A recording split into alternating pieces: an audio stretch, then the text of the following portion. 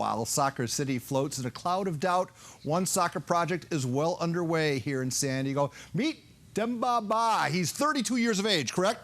Yes. Born and raised in France. He was a striker, played 4 years in the Premiership, 13 international seasons and counting, and now perhaps the most important bullet point is right there at the bottom, a co-investor of the 1904 football club right here in San Diego. And that's the last item that brings him to this chair to my left.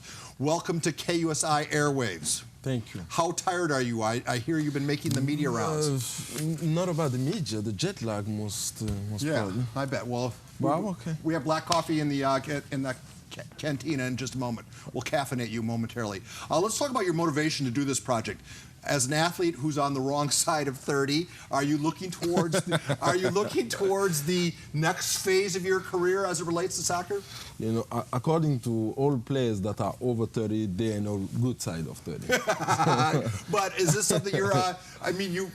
As an athlete, you probably have always been confrontational with the executives in suits. You know, you want more money, they want to pay less, blah, blah, blah. Now that you're on the other side of the equation, do you have newfound respect for management?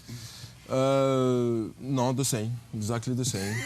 I've just found out that after 30 years old, you're still a good player and you still have energy, which I thought you didn't when I was 20.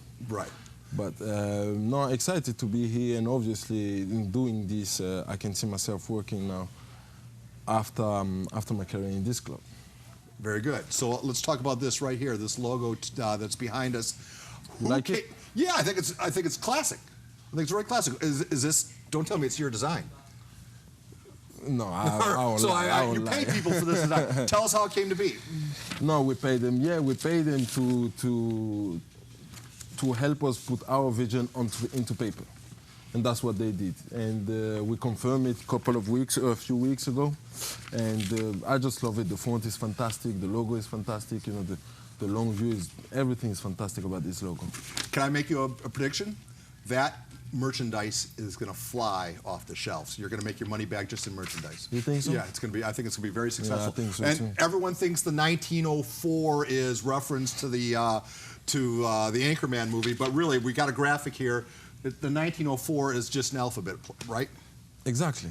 You know, we were looking for a name. We had a lot of different names coming to my mind, and then all of a sudden we thought, like, why not going into the community and ask these people what they would like the club to be named. And that lady that want to stay anonymous, so we're going to keep her anonymous, a very nice lady and her friend, that just came up with 1904. I mean, I thought it was a clothing line. I think it's going to be really cool. It is. It gives you an aura. You think like it dates back to 1904 or whatnot. It gives you instant history. So kudos. Congratulations. So let's talk the talent level in the NASL. It's comparable to what? It's comparable to any other professional league, I think, in the US. Of course, the MLS is the big league and is running fantastically well, and the business model is perfectly done. But I mean, the soccer talents in America are huge now. It's about time for this country to start making like world-class players. All right, so does the NASL feed into the MSL? Is that the vision, or are they equal leagues competing? I won't say they're equal leagues because of what MLS has done. Because you can't pay what MSL can pay, right? Over the last years, and respect to them because they're doing a great job in their business model. And NASL is a total different business model, the business model which I think we can fit, me and my crew and my team, and I'm sure we're going to do well. I'm sure we're going to do well. All right, so the potential exists that you're going to have the MSL franchise here. Can two franchises, can yours and theirs, coexist in a city of San Diego size? I'm not even talking anymore about city. I'm talking about the country of San Diego, and it's a big county. Right, absolutely. And I'm sure that 2, even 3 teams can fit in this county. Well, I mean, because here, you have some competition for the sports dollar here in town. Pro lacrosse is coming now. Granted, the Chargers leave; they leave the big vacuum. You know, there's a big hole there. But you have minor league hockey, you have indoor soccer already, both are established. You have MSL, we don't know what's going to happen there. There's going to be a lot of competition for that sports dollar. How do you feel like you fit into that? I feel that without competition, I wouldn't have the career I had.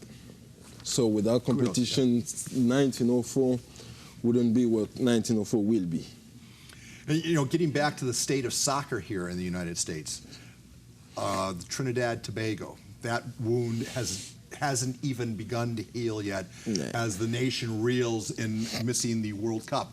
How does that affect what does that even play in? Do you think that's going to be long forgotten, or is American soccer worse off than we thought it is?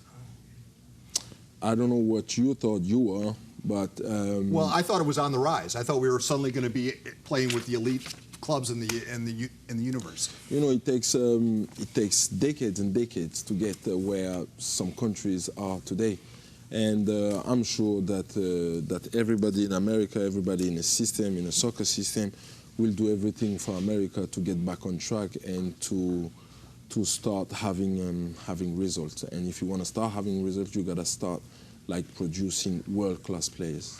One thing I think you would find encouraging is the youth soccer here. It's unbelievable, great talent. So is that what you're going to kind of build off of? Do you think? Yes. You know what we want to do. Like, you know, we all come. This team, we all come from professional soccer, from professional football. But something that we love to do is to promote players, is to work with players in order for them to reach their highest potential. And that's what we want to do in this country, because we have looked around the games and there is a lot of talent. And as a player evaluator, can you look out into a pitch and say, that kid, and that kid can play? Can you do that with your experience? Yes. And is that what you're going to bring to the equation and say, hey, we're going to sign these 4 guys? Yes. You know, sometimes you see some players, they just look like average player, but only you saw them, you had the vision on them, and the way you work with them as well is very important, because we're going to build a player, but this player is going to become a man. Like, and it has a lot of values. If you bring only the football value, it doesn't match. I find out that in soccer, throughout all the year I played, you become a football player, but most important, you become a man. And if the man that you become is getting more value, the football player that you become get more values as well. Very cool.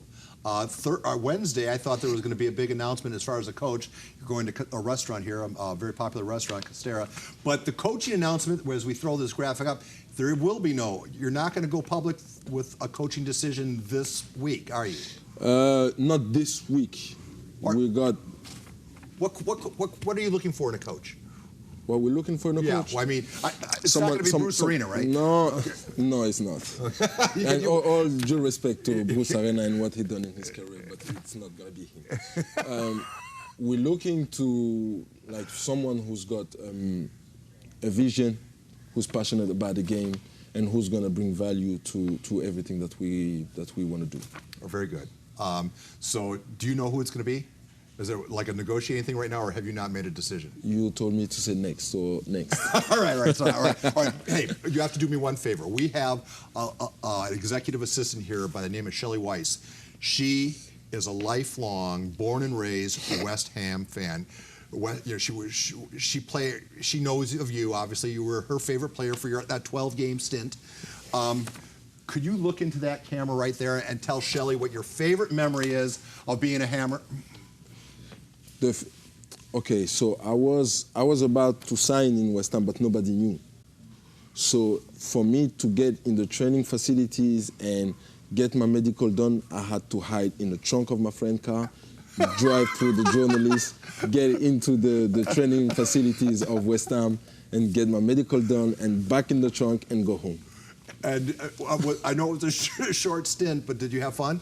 I had a lot of fun. I played like half a season, 12 games. I scored 7 goals, and it was fantastic. All right, and then before we let you go, I want you.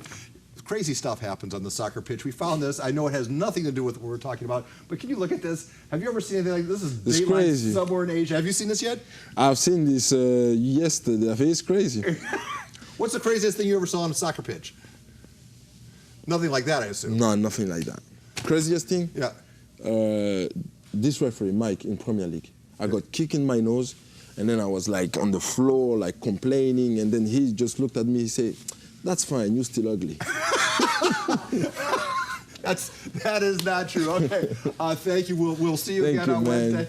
And this conversation is over for 5 o'clock. The 6 o'clock news with the beautiful people coming up next.